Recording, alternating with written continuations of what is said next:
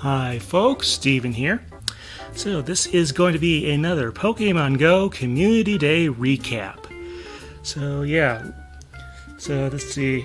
This one was a little more typical than usual, and I did do some important things, or I made some important achievements, and we'll certainly talk about that. But first, we're going to go over that, a little bit of site business, and a few other things. But why don't I go ahead and bring up our little presentation here.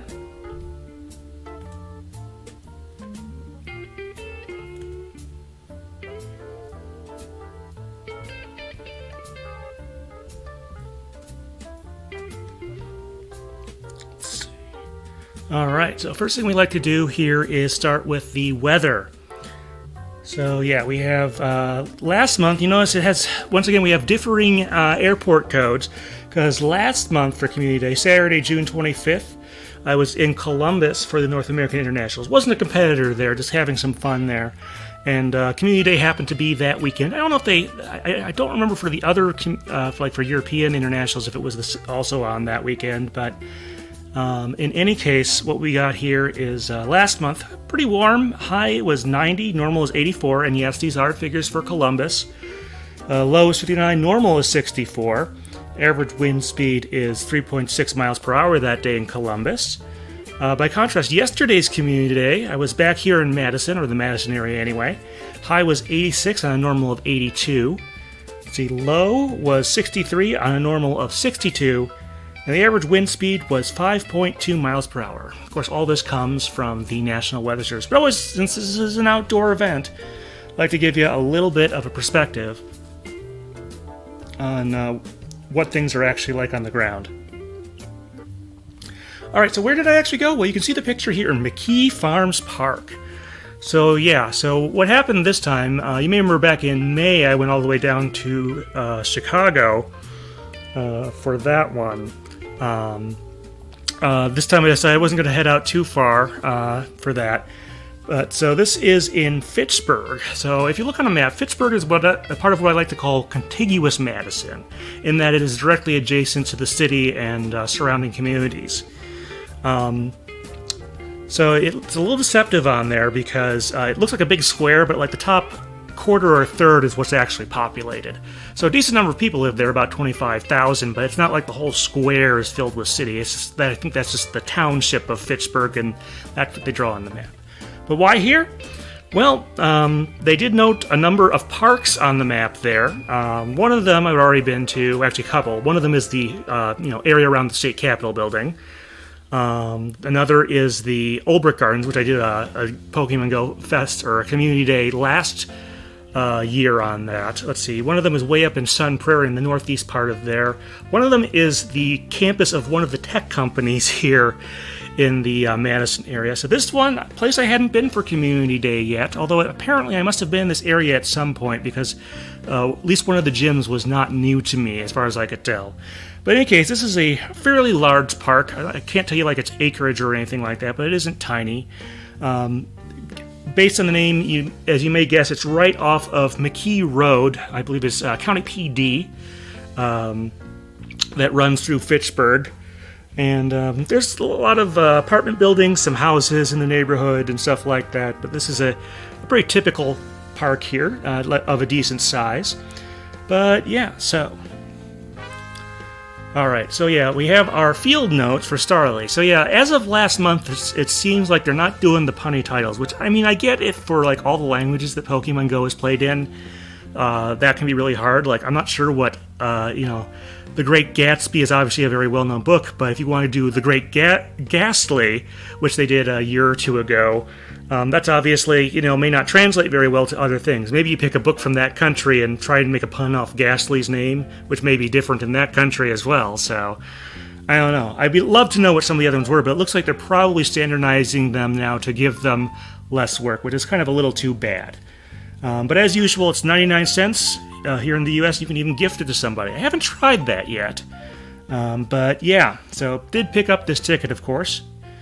And here's all the stuff that was going on, or at least a good chunk of it. So for Community Day, what we had, more Starly, of course, longer lure duration, 3 times catch XP. That will come into play later.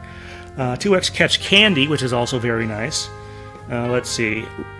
and it's got incense duration is boosted, and snapshots and all that fun stuff. Now there's this community challenge catch. Ends in 2 hours and 58 minutes. Is bonus currently active. So I'm not exactly sure what it's referring to here. If like earlier time zones completed this challenge or what. So anyone can fill me in on that. I'm a little bit confused by that. And then you can see at the bottom very right, there's also still the season of Go that goes on for another month and a half or so, I guess, to the end of August or whatever. Alright, so here's a decent view of the park area. That dark green space usually indicates a park in Pokemon Go, as you would expect. As you can see, there are a number of gyms in the area, as well as a number of stops, just like you would expect there. Overall, pretty nice park. They have kind of a variety of things. They have some tennis courts on there. They have a soccer field. They have a couple playgrounds. They actually have a splash area for kids. And stuff like that, so you can sort of see. I think that might actually be, I'm not sure if that's the blue spot you see on there or if that's something else, because I think there's also like a small lake in there or something. But as you can tell, a pretty good variety of stuff, as you would kind of expect from a park in America of this size. So that was pretty nice there. Alright, well, we still got our little, I don't think he's technically an astronaut. I think he came through the ultra wormholes and stuff like that. But he sure darn looks like an astronaut, doesn't he? With that space helmet type thing. See, I am only beginning to grow familiar with the sounds of the world. The rustling leaves, the crashing of waves. Man, makes you wonder what's on the other side of that wormhole. But after having some very different tasks last month, we're back to kind of our regular tasks on this one. Power up Pokemon 10 times, catch a bunch of Starly, make some nice throws. Alright, and you get your usual rewards there. Obviously, catching Starly, I was also using, of course, my little gotcha watch there, so that actually got me through a lot of these first couple tasks. Well, the catching one, of course. Let's see. Alright, normal versus shiny. So on the left you see the very gray Starly, and then you have a more brownish tint or tan. I'm not sure exactly how you would describe that one for the shiny version. I managed to get a couple shinies out there, so nothing too special stat-wise on them, but yeah, so definitely something you'll notice if they're side by side. I could see someone not realizing it just because it is such a, going from gray to a very light tan. Not the huge difference. Beak is also, I believe, colored a little bit differently, but you can kind of get the idea there. Alright, well, first set of tasks, not too difficult. There were a number of other people there in the park for Pokemon Go that day. The weather was pretty much fine there, although I did get a little warm. Let's see. Alright, unfortunately, I just realized the picture on the left is not from this one, unfortunately, on there. But if you look on the right, you have our second set of tasks. We have catch 15 Starly, transfer 10 Pokemon, and evolve 3 Starly. So, yeah. So this one actually ended up being the evolve tended to be a little difficult simply because I was very picky about the Starly I wanted to evolve. Now, you'd think for a Pokemon this common, I would have had a few fair more 3-star ones already. And I thought I did, and I guess I just didn't have as many as I thought. So it took me a long time to kind of finish that third task there, which is unfortunate. But otherwise not too difficult. Transferring, obviously, when you're catching this many Pokemon and you don't have a lot of space left in your boxes, or whatever it is. So, yeah, the other two tasks, nothing too special there. But yes, evolving was hard, but simply because I was being picky. Alright, well, I managed to take care of a few things, like I said. So first off, I finally made it to level 38. That triple catch experience obviously helped a lot. I made well over 100,000 experience yesterday. I also used up some of my lure modules, and there's actually a medal for that. Got through at least one, if not 2 levels, so that was very nice. But the 38, that's it's not a round number, but it's very significant in Pokemon Go. As most of you will know, 38 is the level where you can start suggesting stops. Now, I have to brush up on that, but my kind of goal is to take a bunch of the areas or places around Madison where there aren't a lot of stops or gyms and start filling those in with, local businesses, artwork, stuff like that. Madison has some places that are pretty well covered, like obviously that park. and the UW campus and downtown are all pretty well covered, as well as a few other areas. But there's definitely some places where they could toss in a few more, and I want to see if I can find some, I guess, Pokemon Go deserts and sort of fill those in across town so that Madison is one of the best ones. I got to talk with some community people about that, but that is kind of my plan there, and I'll try and update you on where it goes. Certainly, maybe the first time I do get a stop placed in Pokemon Go, I'll mention on one of these streams. Over on the right, yep, lure module. Mostly I was actually trying to get stuff out of my item inventory so I could spin more stops and get that going, but yeah. Alright, well I did finally get that third Starly evolved, and we got this here. Yeah, Staravia may not have grown an additional head, but it did increase in size. It took me a second to realize, oh, he's comparing it to Doduo, I hope, and Dodrio. But yeah, so the tasks here pretty darn typical. Make 3 great curveball throws, evolve 1 Staravia, and transfer 10 Pokemon. So as far as curveballs go, I wouldn't say Starly is not as bad as like last month. It was really tough. We've had some other times, like Fletchling was really bad for trying to get a curveball on. I also had a task where I needed to get at least 3 nice curveballs in a row, which I still have not finished from some other stuff. And I actually tried to do that with some raid bosses that we defeated. Moltres might not seem like the best choice, but it is a big target. But in any case, getting 3 great curveball throws. I got 2 of them, I think, on Starly. One of them I got on, might have been a Purloin, or something like that. But that was like I said, Starly, not the easiest target by any means, but it could be worse, I suppose. I wouldn't call it easy either. Got a lot of ones that were, either great but not curveballs, or curveballs but not in the circle, and you get the idea there. Alright, but one thing I definitely did is I found my best Staravia and evolved it, which you can see here, and it becomes, Staraptor, which was in fact a new Pokemon for me. I think I had a Staravia before all this, but definitely not a Staraptor.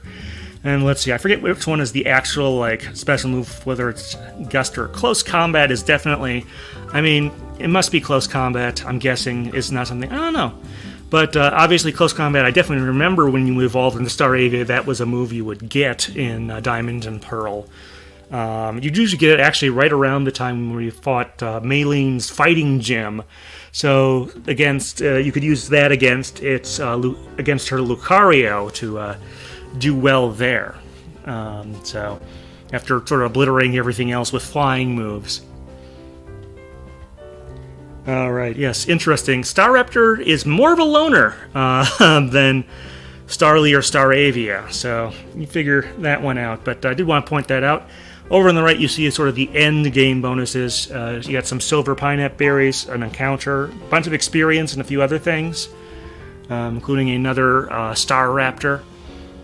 Alright, well, after all of that, I did network with some of the folks there. Had a good time talking with some of them. I exchanged a few friend codes. Thank you for that, by the way. I always appreciate that. But it turns out that right near the park, there's an Italian restaurant called Benvenutos. They're I would say probably a small chain. They have about 6 locations. I think most, if not all of them, are in Wisconsin. So if you've never heard of it, it's an Italian restaurant thing. You can see what I had for basically a late lunch afterwards. Had some, potato and sausage soup. On the left there is an appetizer, and then shrimp tetrazzini over on the right. I've ordered from them online and had food delivered from them several times. And their food is quite good. But this is my first time actually visiting the restaurant in person. Had a very, very good staff there. Not very crowded, as you might expect on a 2 o'clock on a Sunday afternoon is not their busiest time. But yeah, you can sort of see all that there. Okay, well, notable stops and gyms. So first off, this being a park, there's a lot of benches in there, and a lot of them are dedicated to various folks. I kind of wanted to bring up a few of these. Let's see. So first off, Christina Joy Staffslian, I think that's how it's pronounced. I don't know if it got promoted to a gym because it has the word joy in it. That would be kind of interesting. But she's actually I can't find any information on what happened to her, but she did pass away in 2003, and actually she was born in 1975, so she didn't even make 30. So that is kind of sad there. Sorry. But that's one of them there. But there's also many others. Also, let's see, the Three Billy Goats Buenos, which is a children's book, there's a lot of different pages from it along the path, and a lot of those are actually stops.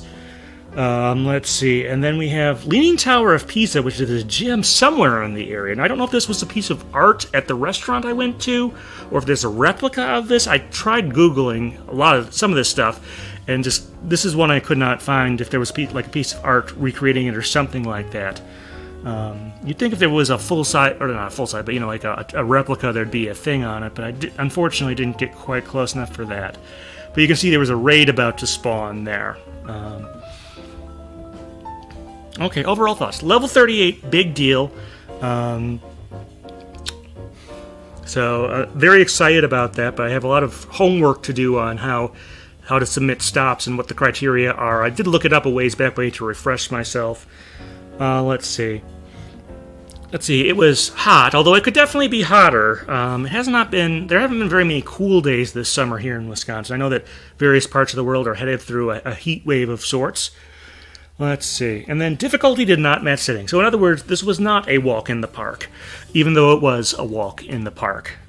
But overall, I think so. Some of the stuff like the curved balls and getting a good Starly were harder than I expected. All right, well, let's go over a few updates on the Pokecasters Network shows. Let's see. Poke Science, Paging Nurse Joy. They're going to talk about real-world veterinarians. Hopefully some ones that work in zoos and stuff, too. I haven't really taken a look, but that's what the episode is about. Critical Hitmonlease, Episode 68, Preparing for the Worst. Let's see. Welcome to the World of Pokemon, number 102. Execute, I think. That's one of the harder of Gen 1s pronounced. Do you say X-Egg-Cute? No, I don't think that's right. Let's see. Not a Scratch, Arc 5, Episode 1, Recalibrating. And then this is, it's a couple weeks old at this point. I got it in not long after I got back from North American ICA. I think it was the 4th of July weekend I got this out. But Pokepress Digest Podcast, Episode 57, Pokemon 25, the album. So yes, Ann and I, we recorded a discussion back in, I think, November of last year. And I finally got that out on the podcast feed earlier this month, and we go over 6 of the songs directly. We mention a few others. And we sort of give our opinions on that as well as the album as a whole. So that episode is out. Let's see, next episode, I need to get some stuff from Ann. First of all, we need to do our next discussion. I don't know exactly when it'll be. It might be next weekend. Is the, it's the Pokemon Ranger Shadows of Almia, the second Pokemon Ranger game. As far as the next episode on the feed, that should be deconstructing Pokemon songs. And if Ann is listening, yes, I am working on cleaning up the audio for our discussion we recorded last month through 2 passes. I have 1 more pass to do on that. All right, well. So, yeah, we went through that actually pretty quickly, but overall I had a pretty good time. Be interesting to see if next month's Community Day coincides with Worlds in London, or if they put it a different weekend. And also, of course, Pokemon Go Fest weekend is coming up, so that'll be a lot of fun. You can expect a live stream, hopefully, around that, depending on when my discussion with Ann goes on. All right. Other thing I guess I should mention, if you're in the Madison area, just on this Saturday, so 2 days ago, we just resumed League over at Pegasus Games here on the west side, and we should be doing that pretty much every Saturday going forward from 2 to 5. So a quick little plug there for my Pokemon League. But we did finally get that started. Didn't have a huge crowd this weekend, but looking forward to next weekend and getting some more folks in. All right, well, if you have any comments on Pokemon Go Community Day or anything about the site, please let us know. We always appreciate that. All right, folks, thanks.